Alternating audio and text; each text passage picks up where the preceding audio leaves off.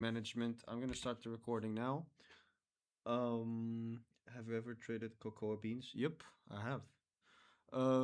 But yeah, that doesn't matter. So everyone has their fucking biggest issue is one, placing stops, two, trailing them, and when to trail and where to trail. Now, all of this will depend on how your trading system is set up. I'm going to show you what I do for my system. It doesn't mean you have to do the same as me, but the steps I followed follow logic and they reflect on what I trade. So you will be able to apply the same thing if you just follow the same steps. Does everyone understand?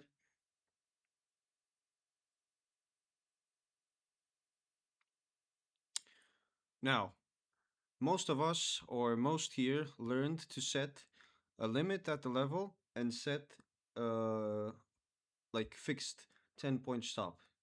If your system allows that, you can work with that.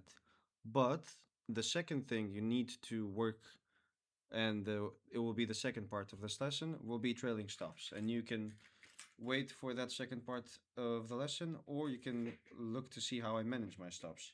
I will look to see if we can get a trade example from today, since I did see one clear long level, which was this. Now it's all down to you get a level, and there's a tiny, tiny FEG, but you can use this alignment. Now, if you go in the 5 minute, we all saw this. We all saw the videos I posted during the weekend, or no?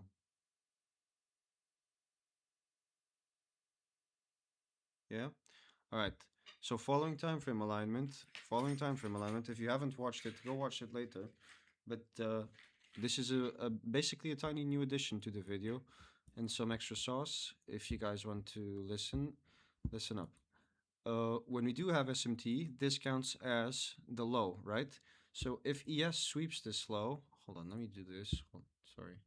If ES sweeps this low, then we have SMT. But the swing point that goes lower is this one. So you connect standard deviation from there, and you need the the breaker I told you, right? To connect standard deviation. I'm just showing you entry model for my system. That doesn't matter.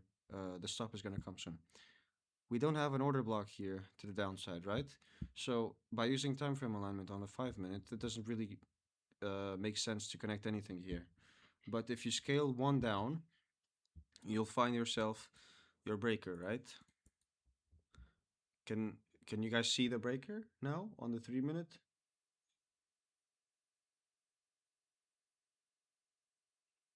It's pretty easy to spot, right? If you just go down one time frame, you'll be able to spot. You can see the breaker. Good, good. Now, to confirm this swing, uh, it's a bit hard to be honest. Like, there's no clear um, closes because there's this huge wick, and I understand it might be hard to trade that. But what we can do is we set the breaker right there, and we wait for a close above it. Now, this one is sketchy because it has a wick, but for the sake of execution and today, this is just going to be regarding stops. So once we get this close, right, this breaker is now valid. So if we are to deliver a market maker model, you need to follow those steps I teach you in the video. If you haven't watched the video, watch it later. But now we have an entry point. Now, this is the biggest mistake that people will make. It doesn't matter where you choose to enter on the breaker. You can use breaker body, extend C, wow it bottom ticked. You can use this at the edges. Most people just enter off the reaction of this. If you're looking to trade off the reaction of this, we would have to get a 30-second entry trigger. But first, let's do the first stop. If we were to trade from the one, most people would set like what, 10-point stop. So let's do this and then 10-point stop. So you see that even if I use a static point stop, even if I have the entry model set, it's it wicks it, respects it, like your 10-point stop, but still gets you stopped out, right? And most people have this. Now, um, can someone tell me, like, if this stop makes sense for them? No? No. No. Okay. It's tight, right? But most people set their stops at 10 points. Now, what you can do is wait for a reaction based, but there's a lot of people that don't want that stress to get in market to chase whatever, right? So we need to look for clear invalidation points.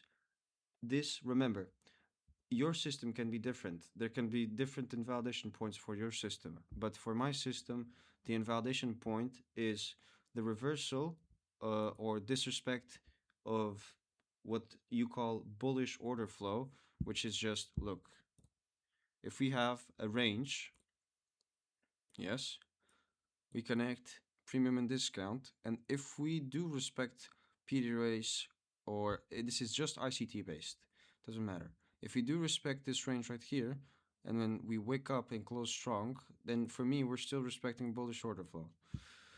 If we do get a close on the breaker, I'm still expecting touches, but I want to see bullish order flow get respected. Where C is right there, where's OT is right there.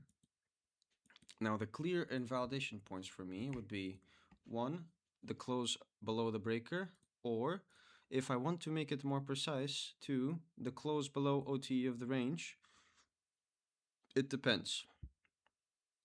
This is going to go into discretion. This will also allow you to filter good entries inside of big PD arrays, because unfortunately for us, this breaker is 50 points. So for most of you, you'll be like, yeah, I'm not going to set a 50-point stop. It makes no sense. Most of us weren't expecting today to deliver 1,000 points as well. So at the time, we got to be realistic. So if you want to go into a trade with a good stop placement, you need to set clear invalidation points. So for my system, I use the ranges. If this range is already mitigated, I don't want to see this range get disrespected, because if this range gets disrespected, the order flow is going to switch on this order flow, not the concept. Order flow of just ICT concepts. We're making higher lows, higher highs. Does everybody understand?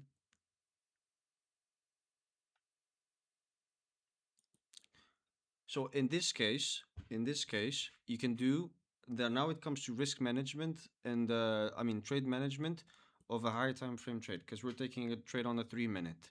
For lots of us trade on the 1 minute mostly because of the ability to have a tighter stop. Now this is going to be the fun part. When we do start seeing prints, we need to play the ranges. Now, if we do get this extreme range filled, you see, we go into, I'm going to remove this tool for a second. We have OT of the range, and then you have your almighty wick CE.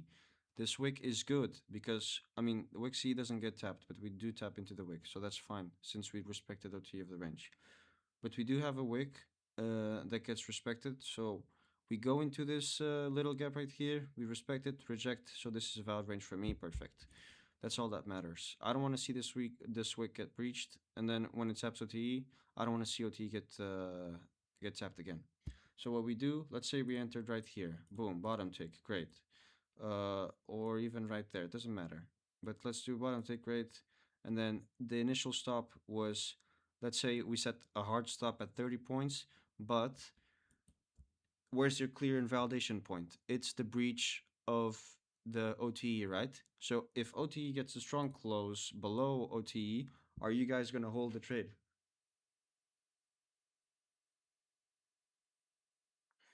You can close earlier, so your risk is less. You're just getting outside, like you're getting out of your trades earlier because there's signs that this is not going to work.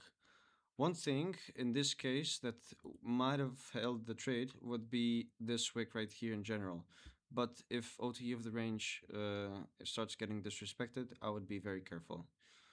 Now, the safest thing is to like set to the clearest invalidation point, which would be closure of the breaker, closure of the wick, and then just leave it there. But once you see a reaction, now this is where. Bigger balls. Oh shit, Big Daddy is here. I thought this was bro. I thought I was KP. I was about to scream. Oh, shit. Hold on, let me just finish this. Now, when you see the fucking reaction, most of you, most of you will go, "Oh shit, bullish candle, 10 points, 10 points. Let me just fucking trail. I'll just fucking trail." Like at the first reaction. Let me see. Look, this is prime stop out for most people. Bottom tick, fucking you get so excited. Bottom tick, green ass candle. We pump fucking 30 points. You go break even instantly. And what happens? Boom. Just you get stopped and price runs your way.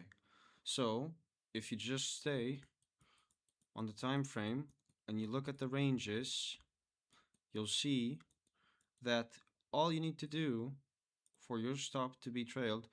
How do I do this without fucking all right? So what I do for my stop to be trailed is I look for clear invalidation points. So this range is gone. So OTE, bye bye. I don't need you anymore. Now what I do is I pick up the new ranges, and even if it's on a lower time frame, if you want to micromanage your trade, go ahead.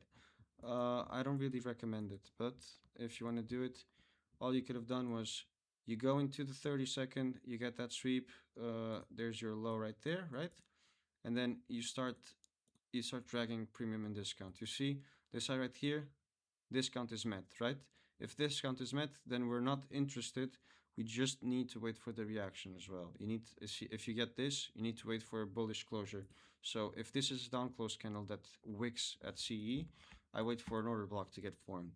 It only gets formed here. So if you do want to trail like a maniac, you need to wait for clear invalidation points. So if my stop was here, once I got reaction, and I wasn't interested in coming back anymore, which is very close. So your stop would be like at fucking 6 points, and it's fine. Now I can move my stop here. So here's my stop, and I get a trail to 30 points only after I get this. And you maintain it there. You don't keep trailing like a maniac. You maintain it there, and you look for clear invalidation points again. This range is gone. All right, let's go. Let's look for the new one. See that here there's no retracements, no retracements, no retracements. There's no retracements. You keep trailing it. Now this will reach a point. So your trail is right here now, right? This will reach a point where OTE will be above your trail stop. Can you guys follow? Are you guys following? I'm following. Nice. Nice. Now, instead of being a pussy and keep trailing like while price is above here, you need to look for your TP.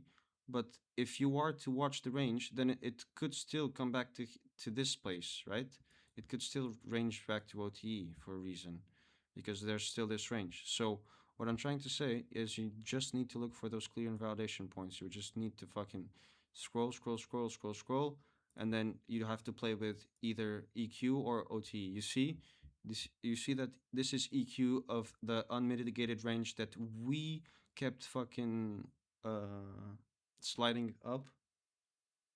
This was to the tick, CE of the unmitigated range. A lot of people would have gotten trailed out here because this is 50% of this move. Understand?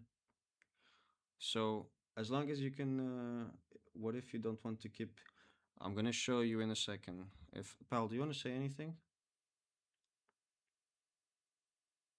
I'm trying to log in on TradingView right now, but it won't let me The Jews got you. because I was gonna share my screen, but Hold no, on. I was just gonna say pretty much what you were saying, I guess. Yeah, I'm just trying to tell them to not trail like pussies. No, Someone asked, okay, this Only is the 200 7th minute. out of 6,000 people. Bro, do you think there's 6,000 people in here? That's fucking mental. There's 2K people. All right.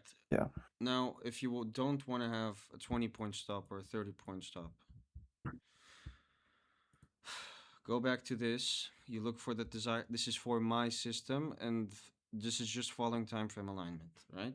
So if you found out that you had a level on the hourly and you go on the 5 3 minute for the entry trigger, you can do the same for your 3 minute PD array.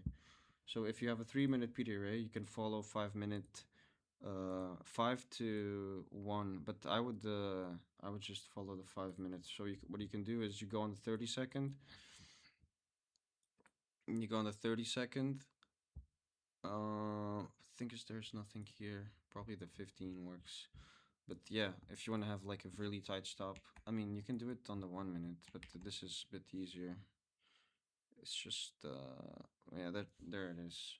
All right, do you see the PDA? You just for me, what I do is I wait for the same thing to happen again. And I'm not using any key opens here, so I'm a bit. I think 10 a.m. open was right around here as well, but yeah, it doesn't matter.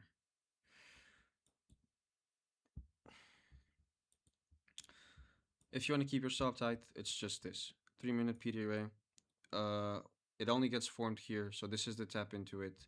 If this is the tap into it, you look to see the same thing happen again. Where is the order block, the old one? It's right here. It's not this full thing because this gets wicked, so this is not considered an order block. It's only considered an order block right here. So this is what you use for the validation zone or the whatever you want to use. Uh, and then your stop would be right around, like, I don't know, if you entered right here and then you had this. See, like, I mean, this is still a 20-point stop. This is hard stop. This is manual stop for me. And you can even align premium and discount with this. Let's see. This gets mitigated, then I'm not interested in this anymore. So at the time, you see, I want to do OTE. Doesn't get tapped, but I can use that as an validation point to keep it right there. And then you can fucking literally extend whatever your target was, and you can keep trailing. For example, if I want to hit -1 is 15R. So yeah, that's about it. That's the simple explanation, and I'm gonna close this here. You can rewatch the video if you want.